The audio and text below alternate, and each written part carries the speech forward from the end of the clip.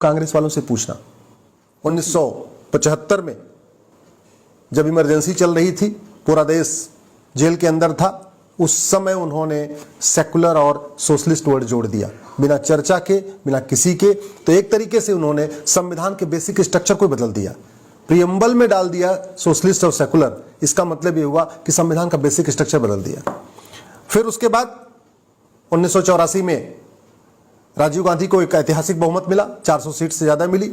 उस समय नारे लगते थे अब की बार 400 पार, अब की बार 400 पार, और 404 सीट मिली। अगले साल 1985 में राजीव गांधी ने सिटीजनशिप एक्ट को बदल दिया और पूरे देश के घुसपैठियों, खासतौर पे जो असम के घुसपैठिए थे, उसका उनको लाभ मिल गया। ये सिटीजनशिप एक्ट कहता है सेक्शन 6 से कि जो असम में आ चुके हैं घुसपैठिए 71 तक, ये सब सारे के सारे नेचुरल वे में भारत के नागरिक बन गए। और उसका फायदा ये हो रहा है कि जो 71 के बाद में भी आए हैं, 85 में आए, 90 में आए, 2000 में आए, 2010 में आए, वो भी कह रहे हैं हम 71 के पहले आए थे, क्योंकि कोई बॉर्डर पे पर्ची तो कटती नहीं है कहाँ कब आए हैं, वो तो अवैध रूप से आते हैं। तो घुसपैठियों को निकालने की बजाय, घुसपैठियों के खिलाफ कठोर कानून बनाने की बजाय, राजीव गांधी ने 1985 में सेक्शन 6A जोड़ दिया। और ये सेक्शन 6A कश्मीर की आर्टिकल 35A से भी ज्यादा खतरनाक है। कश्मीर में जितना 370 का दुष्परिणाम हुआ, आर्टिकल 35A का दुष्परिणाम हुआ, उससे ज्यादा खतरनाक है ये धारा 6A, जो असम को बर्बाद करके रखेगी। उसके बाद भी पेट नहीं भरा।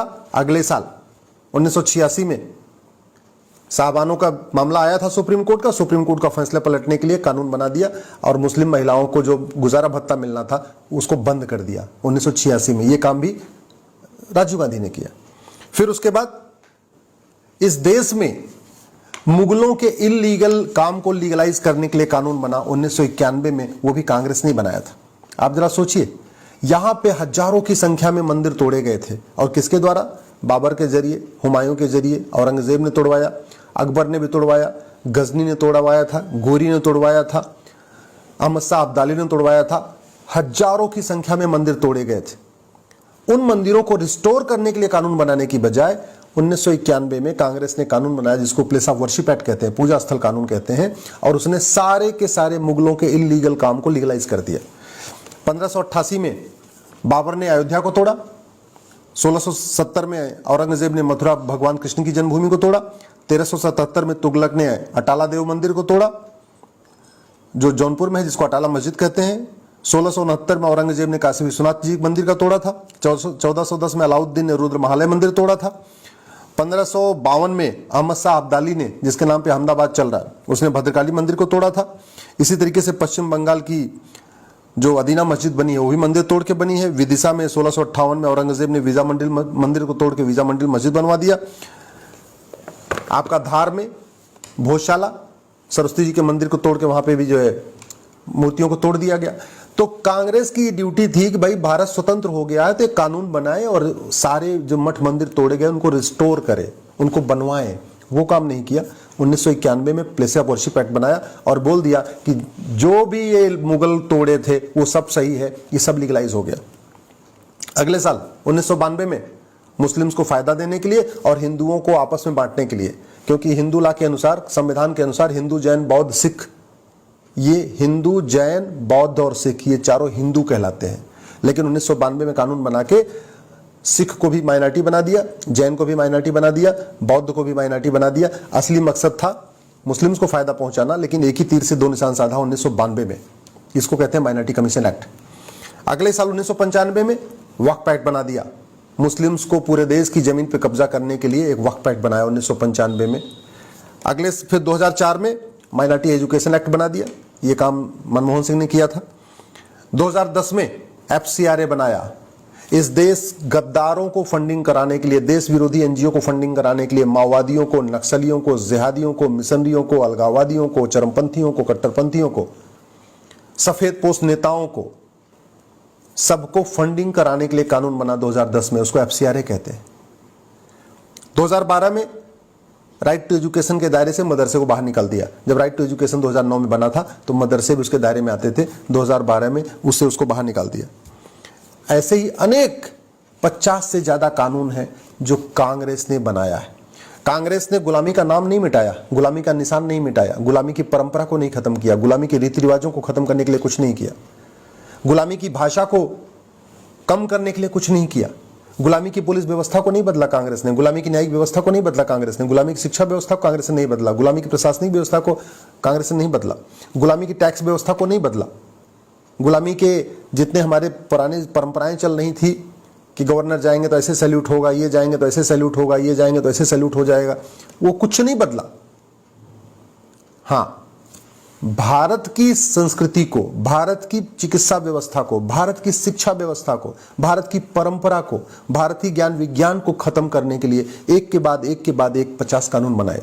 इसलिए मैं आपसे निवेदन करता हूं, एक बार वोट देने से पहले कांग्रेस के नेताओं से जरूर पूछना, एक बार वोट देने के पहले कांग्रेस के नेताओं से यह पूछना कि तुमने गुलामी का कौन सा निशान मिटाया, तुमने गुलामी के खिलाफ कितने काम किए और तुमने वेद पुराण को क्यों नहीं लागू किया। तब तो ऐतिहासिक बहुमत था। आप कांग्रेस के नेताओं से पूछिए कि आपके तो पास 1950 से लेके नेहरू जी को लगातार ऐतिहासिक बहुमत मिल रहा था, इंदिरा जी को लगातार ऐतिहासिक बहुमत मिला, राजीव गांधी को तो 404 सीट मिली। इतने साल सत्ता में रहने के बाद समान शिक्षा क्यों नहीं लागू किया, समान नागरिक संहिता क्यों नहीं लागू किया, घुसपैठ के खिलाफ कठोर कानून क्यों नहीं बनाया, धर्मांतरण के खिलाफ कठोर कानून क्यों नहीं बनाया, जनसंख्या नियंत्रण, जनसंख्या विस्फोट रोकने के लिए कठोर कानून क्यों नहीं बनाया, तुमने अश्लीलता नियंत्रण के लिए कानून क्यों नहीं बनाया, तुमने नशा के खिलाफ कठोर कानून क्यों नहीं बनाया, तुमने भारत के संविधान को लागू करने के लिए क्यों नहीं बनाया, तुमने वेद पुराण को जन जन तक पहुंचाने के लिए वेद पुराण को शिक्षा व्यवस्था में शामिल क्यों नहीं किया, तुमने भगवत गीता और रामायण को एजुकेशन में क्यों नहीं डाला, तुमने सेकुलर शब्द भारत में क्यों जोड़ा, तुमने सोशलिस्ट शब्द भारत में क्यों जोड़ा। ये आप कांग्रेस वालों से पूछना, क्योंकि वैसे तो आपको मिलेंगे नहीं, लेकिन अब इलेक्शन आ रहा है तब ये कांग्रेस के नेता आपके पास आएंगे। और इस बार आप जो वोटिंग करना वो दिल लगा के मत करना, दिमाग लगा के करना। इस बार जो वोट देना वो सोच समझ के वोट देना। इस बार जो वोट देना जाति के आधार पर मत देना, भाषा के आधार पर मत देना, क्षेत्र के आधार पर मत देना। इस बार वोट देना मुद्दों के आधार पर। जो वोट मांगने आए उससे ये जरूर पूछना कि तुम नशे के खिलाफ कठोर कानून बनाओगे कि नहीं, और बनाओगे तो इसकी घोषणा करो। जो आए यहां पे वोट मांगने आपके दरवाजे तो उससे पूछना कि भ्रष्टाचार के खिलाफ कठोर कानून क्यों नहीं बन रहा है। जो आपसे वोट मांगने आए उससे पूछना ये थाने दलाली के अड्डे क्यों बने हुए हैं, ये तहसील में भ्रष्टाचार इतना क्यों है, ये हवलदार पेशकार इतना देश को क्यों लूट रहे हैं, भ्रष्टाचार के खिलाफ कठोर कानून कब बनेगा, हवाला के खिलाफ कठोर कानून कब बनेगा, संपत्ति को आधार से लिंक कब किया जाएगा, घुसपैठियों को कब निकाला जाएगा, धर्मांतरण कराने वाले मिशनरियों और जिहादियों पे कठोर कार्रवाई कब होगी। ये आप पूछना। अगर आप नहीं पूछोगे तो याद रखिए, जैसे पाकिस्तान से मिट गए, अफगानिस्तान से खत्म हो गए, बांग्लादेश से भी खत्म होने के कगार पे हैं, भारत के 9 राज्यों से खत्म हो चुके हैं, भारत के 200 जिलों में खत्म हो चुके हैं, भारत की 300 तहसीलों में खत्म हो चुके हैं। देखते देखते एक दिन अपने जिले में भी आप खत्म हो जाओगे। और कश्मीर वाले तो पलायन करके दिल्ली आ गए, बंगाल वाले तो पलायन करके असम में चले गए, मणिपुर वाले पलायन करके फिर बगल के राज्यों में चले गए। आप कहाँ जाओगे, सोचना आपने। इसलिए इन वोट जीवी और नोट जीवी नेताओं से खुल के सवाल करिए।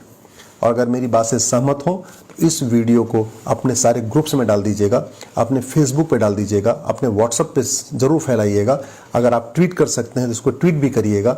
और अपने जान पहचान के नेताओं को कहिए कि इन बातों का जवाब दें, नहीं तो ये वोट जीवी और नोट जीवी नेता 20 साल के बाद, 25 साल के बाद आपके बच्चों को बचाने नहीं आएंगे। आज का कठोर कानून आपके बच्चों को बचाएगा। आज के अच्छे नेता जिनको आप बहुत अच्छा मानते हो, ये 25 साल के बाद आपके बच्चों को बचाने नहीं आएंगे।